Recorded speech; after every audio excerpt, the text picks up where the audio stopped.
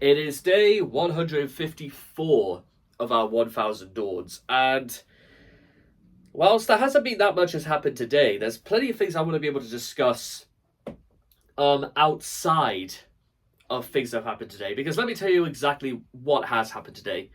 I came home at about quarter to 7 in the morning, and I slept for 10 hours. In reality, I've been awake for like less than 90 minutes. And in about 30 minutes from now, I've got to start getting myself ready for work again. And if I'm being honest, I'm not particularly that upset because you know what?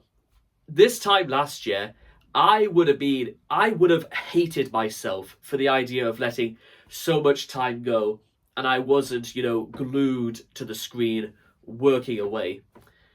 I think I've sort of learned to let that part go a little bit, for better or worse. Because guess what? It's not the end of the world if it doesn't get done, because it'll still be there tomorrow. That's different. Also, that doesn't affect anything except what might happen in the next year and a half. So we'll leave that for the time being. Moving on a little bit from this, there is something else I want to be able to discuss as well. So, first of all, today is the 4th of July. 250 years since the establishment of the United States of America, heralded over by the President of the United States, a role that has been strongly revered all across the world up until about 2016. Sad but true. But I didn't really have anything else to add apart from that. So hopefully all across America right now there'll be people probably hopefully celebrating the centenary. I think they refer to it as. No, I don't think centenary is quite the right word because it's not quarter of a millennia, but oh well, it is what it is. So moving on a little bit, but there is something else I want to talk because it sort of concerns what's happening in America at the moment, because England's next game against Mexico, which will be taking place in Mexico City, happens round about 1 o'clock in the morning on Monday. So I think that technically means, I don't know if that means Tuesday morning or Monday. Who cares? The point I'm trying to make is that for some reason, emergency legislation was passed only a few days ago so that the bars can open until 5 o'clock in the morning. And even the UK government has advised, something about kids actually still having to go to school tomorrow.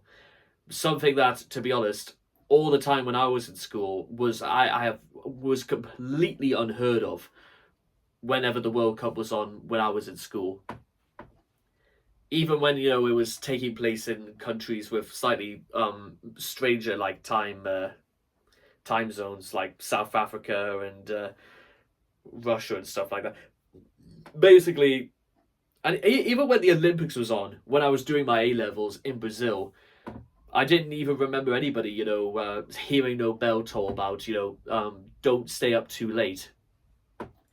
And there's been like other things I've seen as what I'm trying to say is that there's this bizarre sense of pandering I've noticed take place in many corners of society over the last couple of weeks. And it's a state of affairs I'm not particularly very happy about. I don't like the idea that we have to start breaking all our rules, all our established ideas, just to suit a very, very small minority of people so they can literally have everything they want and they can continue behaving exactly the same as before and not pretending to show an air of gratitude or thankfulness for it. And this is just the people that I have to deal with and the things that I've seen myself. I'm sure if we open the spectrum a little bit wider, it would encompass quite a lot more people. I say this because, listen, I've spoke before about how I think the gulf between normal working people and even those of the underclass, I think even that gap is getting increasingly wider. And it could be argued that that sentiment that I've complained about pandering seems to suggest that, well, I'm not necessarily unaffected by that myself. Because I understand why, but I also know as a matter of fact that it continues. And by the way, this level of what I refer to as pandering also exceeds to those of the middle class and even the upper class. We seem to have a habit in this country, and I don't know if I've noticed this far too late, but things are unfair because we do start to decide, well, guess what? This person can have A, B, and C, but this person cannot have A, B, and C. And this person can behave like this, but this person cannot behave like that. And we will only the law will only sort of intervene sometimes when I feel like it can be bothered to do so. Not always, but sometimes it comes across like that. Not always, but sometimes. Now, again, this state of affairs it's bad enough, don't get me wrong, because you can't really phrase it any other way. So what's the point in mentioning all of this if we know fine well it's perfectly unfair and it's not going to stop anytime soon? Well, what I'm trying to say is that, well, is it really a good look? And I don't think it's a great idea to pander to people who, well, I mean, even for the thing for the World Cup, ignoring the thing about kids going to school and anything like that, don't people have work in the morning? It's what I'm trying to say. Somebody once told me a story last night about 200 people working in some sort of warehouse somewhere, and this was during the I think it was like the UEFA final with England against Italy.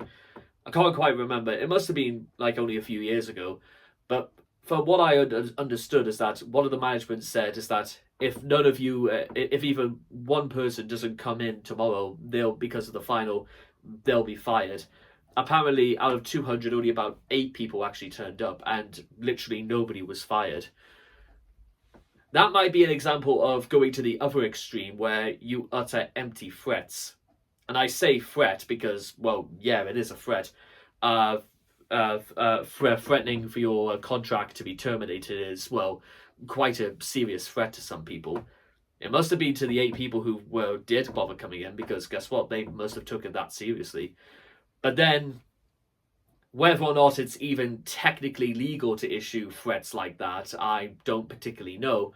But what I do know is that if the story being true, that nobody was fired and they had to pander to about 192 people, and literally whatever disciplinary was administered, we'll probably never know, which is something that is going to hack off the people who did bother coming into work, because guess what?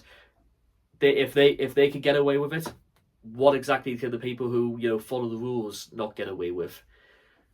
It's BS. That's what it is, plain and simple. And listen, I've been around the block many times, and I've seen things with my own eyes where honestly it makes the idea of trying to obey authority sometimes really hard to follow, because they didn't care before, so what exactly makes me think they're going to start caring now?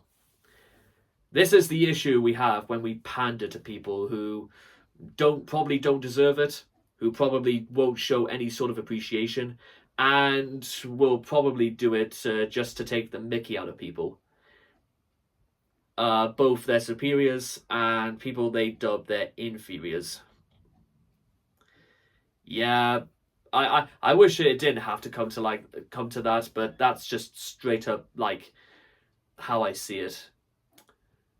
And this isn't even me like coming across as like cynical. This is just straight up what I think because of what I've seen with my own eyes. Trust me when I say, ladies and gentlemen, the world is a free show because it doesn't cost anything to use your eyes. And whilst today has been a little bit different because my eyes have been closed for a lot of it, guess what? There's still a lot of this day to come yet.